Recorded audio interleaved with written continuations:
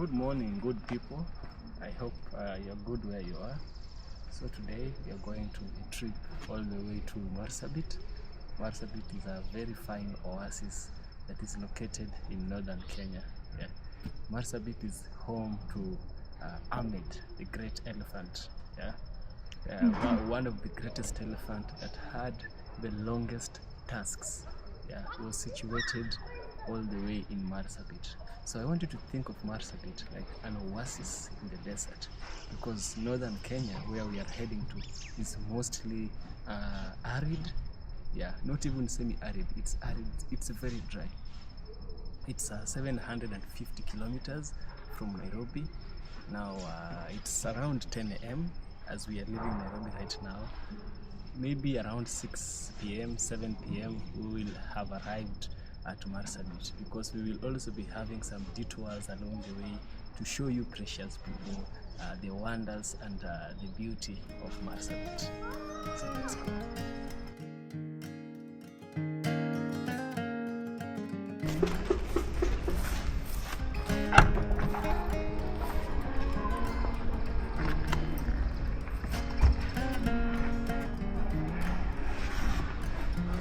So this one here is my camping bag. I use this for camping.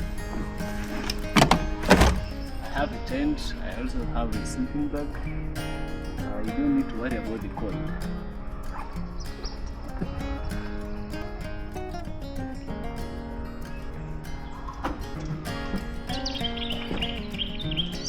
I think this one will be in the front.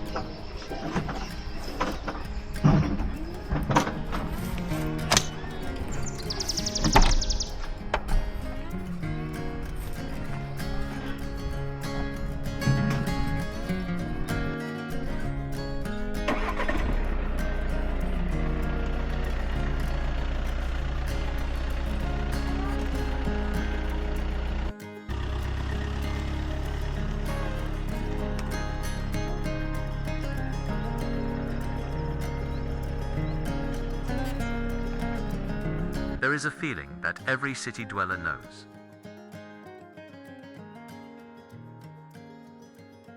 A feeling of being closed in. The constant noise, the traffic, the grey buildings.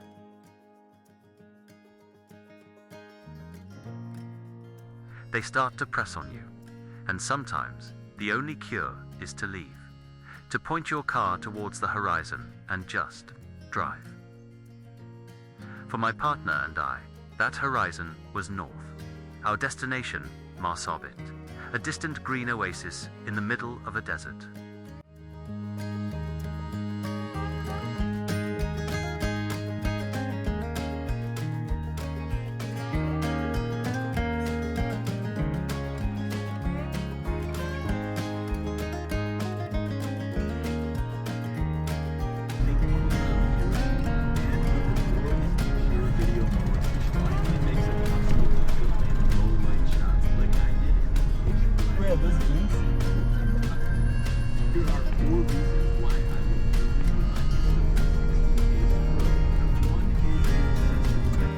Leaving Nairobi is like waking from a busy dream.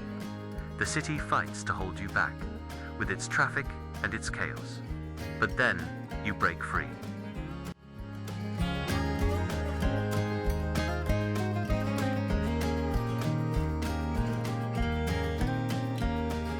The road opens up.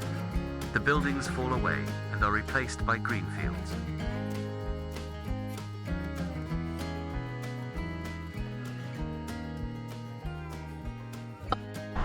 Now guys, we've stopped somewhere here to have some break. Yeah. So we are still en route. We are on this Kenol-Sagana highway, for those who might know it. Yeah. The ride is going fine. Marsabit is still a long distance, but we hope to arrive over there soon and well. Driver. Hi guys. Tell us about the trip. The trip is interesting. Also, I'm taking it as a chance to drive. I'm a learner, but so far so good. It gets better with the practice. That's what I can say. For my fellow learners, go to the road. Don't be afraid.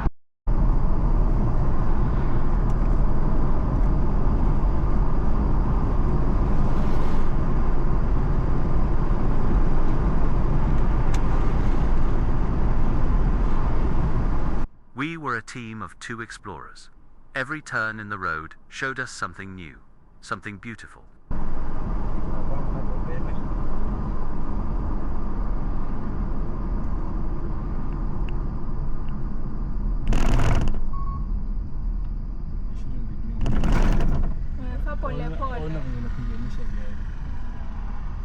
We weren't in a hurry.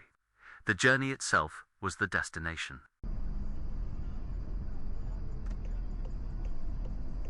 We were capturing memories, not just with our camera, but with our eyes, with our hearts. But time, unlike us, was in a hurry.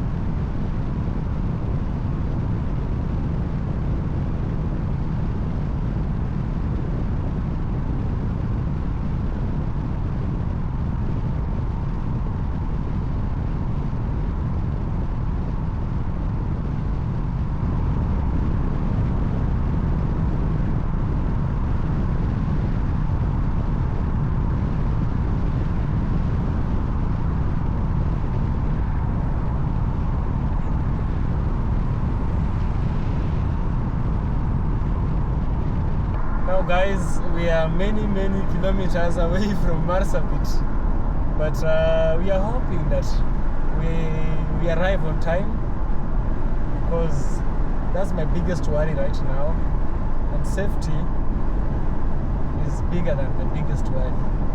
Yeah? True. Do you have some facts about Marsabit town? I don't, because it is my first time, but for you it is your third time. Second. Yeah. So I'm just anticipating that it is a good place. I'm going to enjoy the stay, the views, the people. I hope they have good people over there, warm people. Yeah. I'm just hopeful, but I can't say anything about it. I've never been there before. The people are very friendly and very welcoming. Yeah. But the road to Marsabit, my goodness, very scenic. Not bad, very scenic. Very scenic. I can't wait to see. Yeah. So nice. You know, from Nairobi to Marsabit is like 750 kilometers. That is like Nairobi to Mombasa, right? Again, Mombasa to Machakos. Yes. It's a long distance. It's a very long distance. And we started our journey not early enough for that. It was 10 a.m. Yeah, it was 10. We've also stopped for refueling the tank. And as the driver, I was not at a higher speed.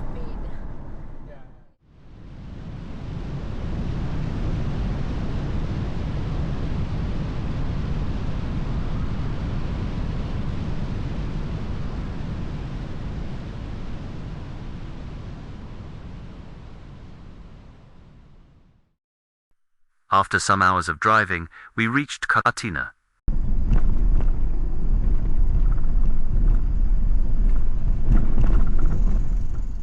The town greeted us with movement motorbikes, people shouting prices, and buses picking passengers.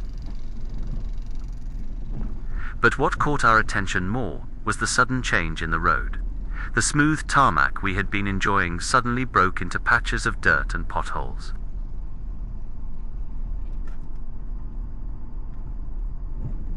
It was unexpected. The car began to shake lightly, and we had to slow down. Dust rose behind us as we passed.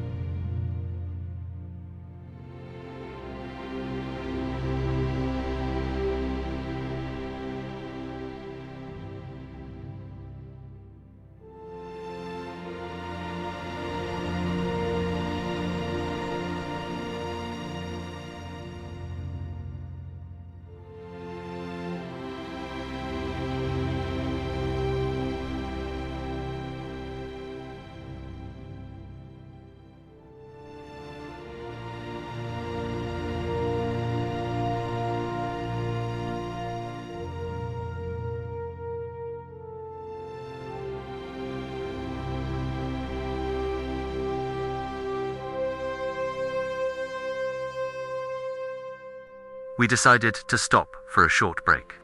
We parked near a petrol station and walked into a small shop to buy water and some refreshments.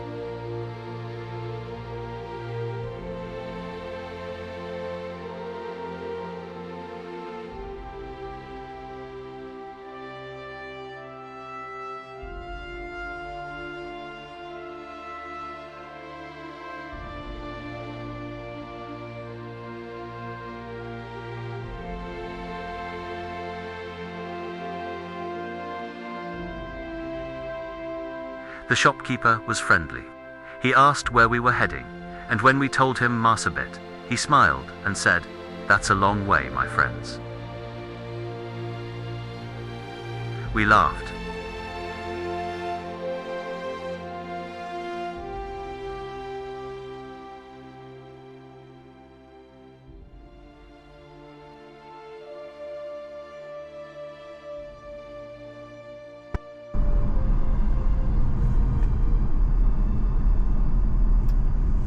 I remember thinking how strange it sounded, a long way. The way he said it made it feel longer than it actually was. But we were not worried. We were just beginning.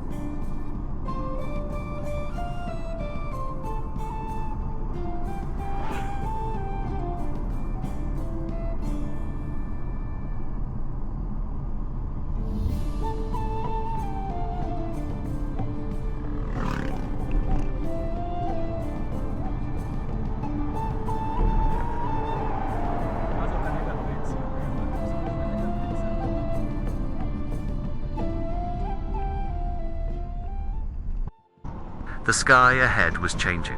Soft clouds began to gather, and the light dimmed a little. The road from Karatina to Nyuki is one of those roads that slowly transforms the land around you. You leave behind the thick green farms and begin to see more open spaces, hills, and dry patches of earth. The vegetation starts to thin out.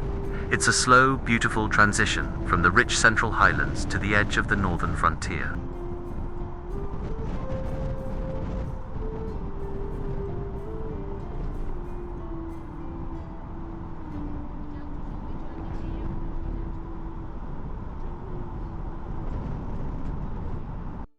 As we approached Nyuki, we noticed something unusual, a huge, heavy cloud hanging over the airspace of the town. It looked thick and dark, stretching across the sky like a floating mountain. We were a little worried. From a distance, it looked as if Nyuki was under a storm.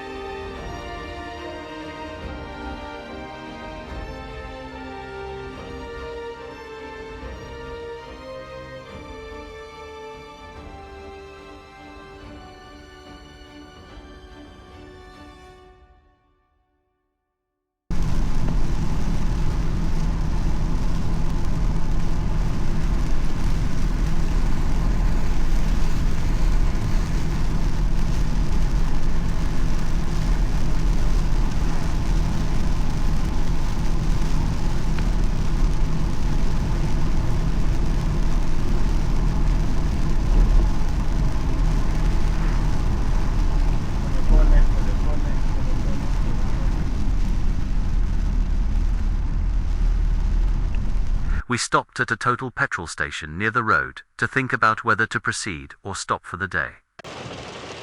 So at the moment we are at Nyuki and it's raining crazy, right? But so for the sake of time, because it's almost what's the time? 2:34 p.m. 2:34 and we are still in Nyuki.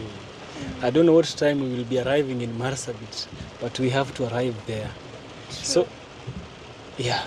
So if you come to Marsabit, ensure you come so early. Don't be late like we have been late. But we are just crossing fingers. We are able to arrive early at the right time and safely.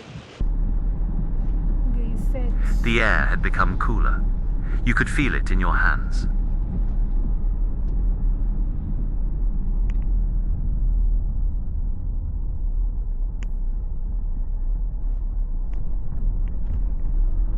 After all, journeys like this are made from small risks and brave decisions.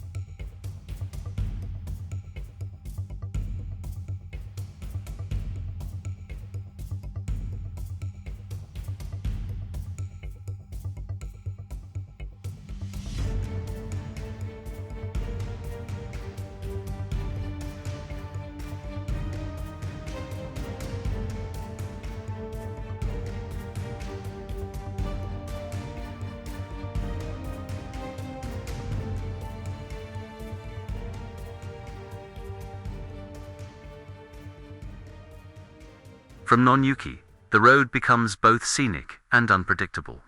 It is one of the most beautiful highways in Kenya, with wide views of the plains and distant mountains.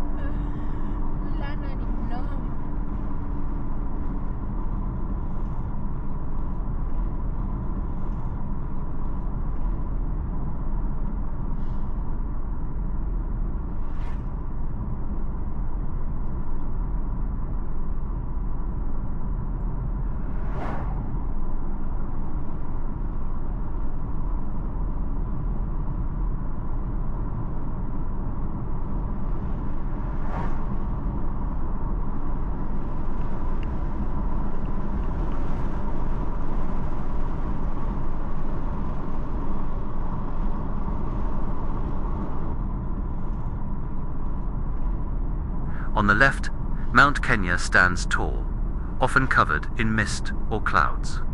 On the right, the land begins to open into the Laikipia Plateau.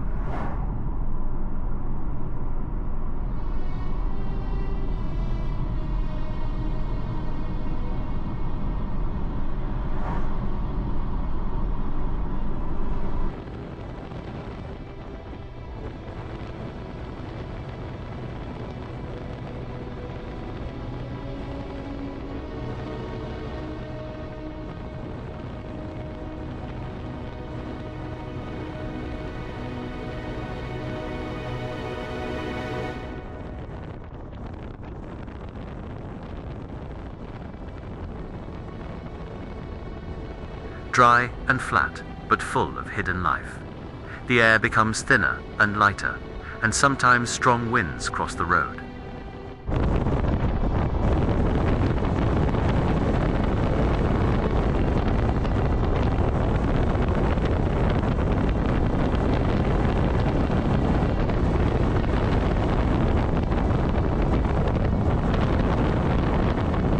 Driving there feels like entering a new world. The road surface is smooth again, the markings clear, but the weather changes quickly. Sometimes you drive through a patch of sun, then suddenly through a short shower, and then back into dry air.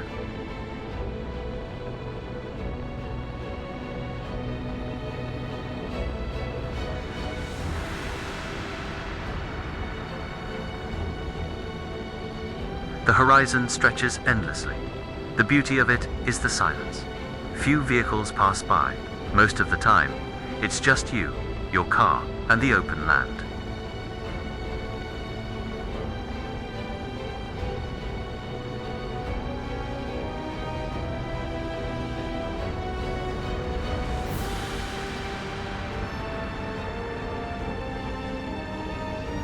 The non-Nyuki Isiolo road is long and open, with occasional bends and rising stretches.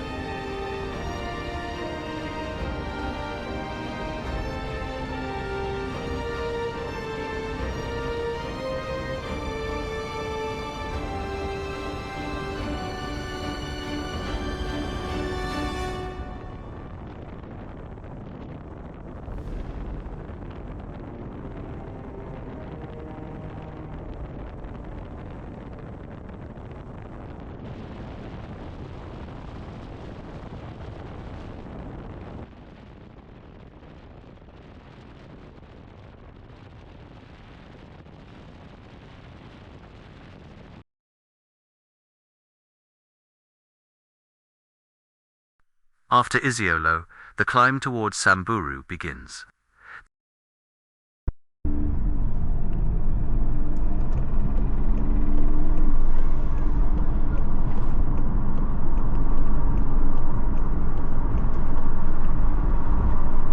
Some lens might be dirty. The land becomes more dry and yellow. Acacia trees begin to appear, short, thorny, and spread apart. Kanisa ni kadogo. Hao unajua kwangi traffic.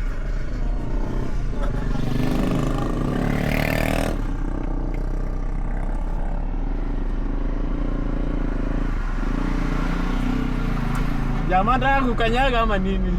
Haizi wakanyaga. Waje lakini Tuko fiti. mko salama? Yeah. Road trip ama ni nini? Manze tumechelewa mbaya. Unaenda mpaka wapi? Marsabit. Marsabit. Uko na mashini kubwa hii. Sitapotea. Hii ni straight. Okay. Around 2 hours utakuwa umefika. 2 hours. Hopefully. In 2 hours. 260 kilometers. Yeah. 2 hours utakuwa umefika. Okay. Nice. Mimi niko hapa na chapa job. Okay. Mnatafuta wale vijana wale kanyaga flag. Wale? Asi wale sisi huko tunadeal na wezi wa ng'ombe tu. Bandits. Hii ikifika usiku hapa. From 6 wanakaa chonjo, nasikia marisasi zimeanza. Hapa inakuanga. Sasa hata tunatoka hapa. Tunahama tunaenda mahali nyingine juu hata wananchi wasipoona. Wanapiga masimu bwana, wanajua watapora. Kweli. Haina ngori manze. Wacha pia sisi tufike. Sawa. Si nice time. Poa.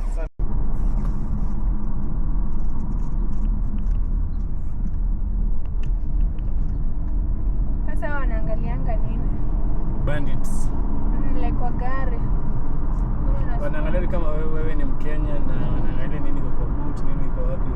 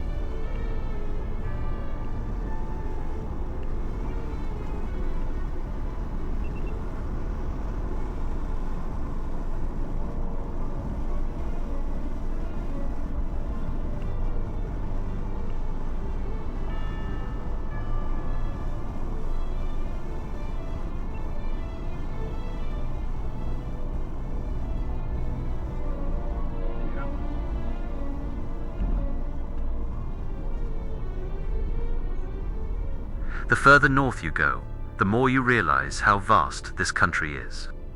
Sometimes there are long minutes where you don't see another vehicle.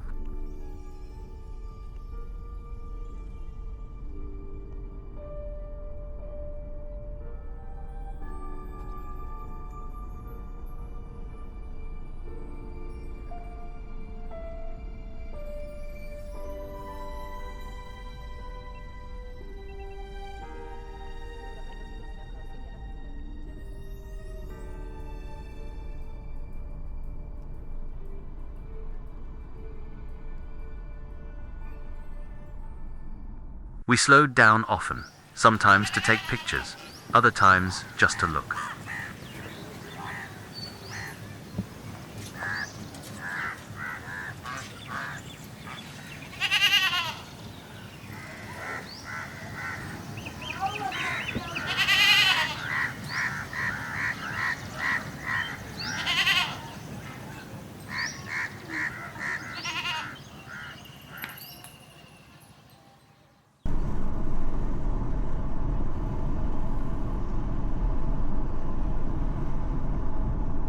The air here is clean and hot, and the silence can be deep.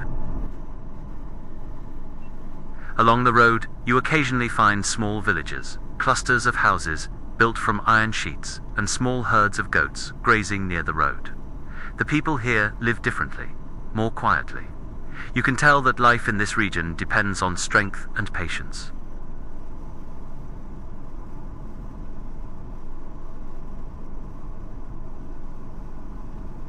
As we moved closer to Isiolo, we began to feel the heat more strongly. The sun was now higher, and the air inside the car was hot.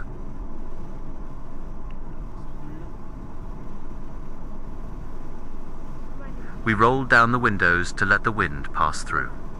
Dust entered sometimes, but it was part of the experience.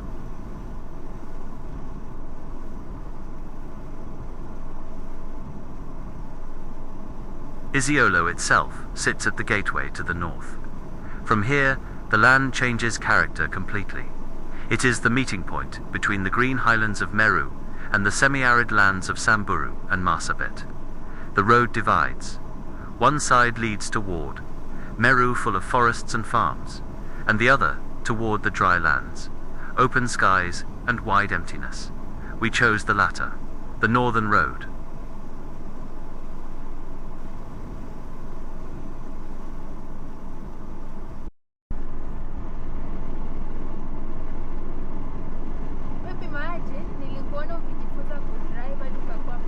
You feel the adventure deepening. The air is hotter now, but cleaner. There is a beauty in its harshness.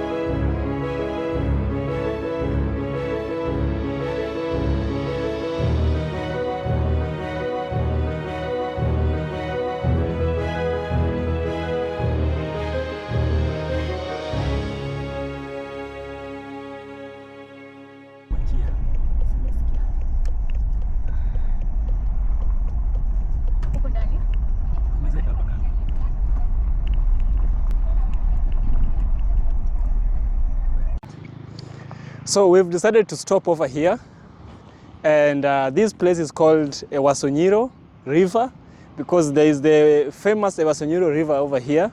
So basically right now we are standing in Samburu County, right? And River Ewaso Nyiro is not far from here. It's just a few meters from here. We decided to park, leave the car over there, and move here, touch the waters, you know. But Marsabit is like 246 kilometers from now. which means we have so much distance to cover.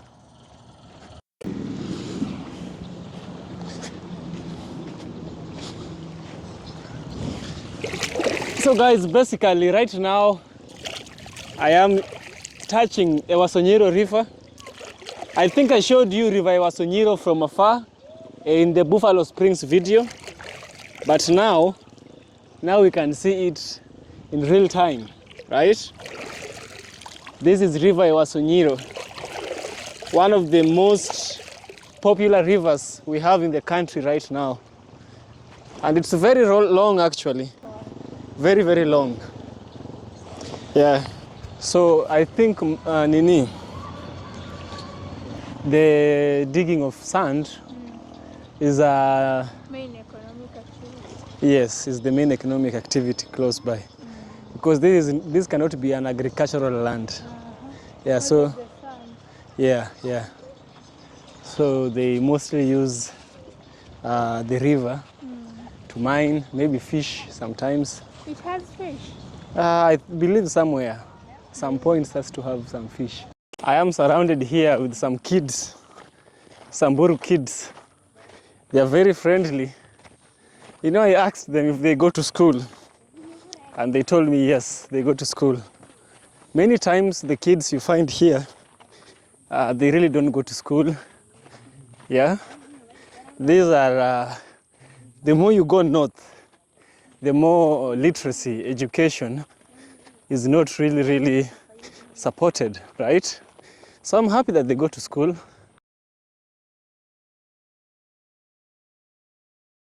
By late afternoon, the light began to soften. We realized we would not make it to Marsabit that day. We had stopped too many times to film, take photos, and enjoy the views. The journey had taken its own rhythm. The shadows grew longer, and the sky turned orange. We decided to stop for the night at a small town called Archer's Post, near Samburu. There we found a camp called Lion's Cave Camp. It was quiet, peaceful, and surrounded by the rocky landscapes of the region. The place had everything a traveler could ask for: camping space, food, and kind people. The prices were fair, and the service was warm.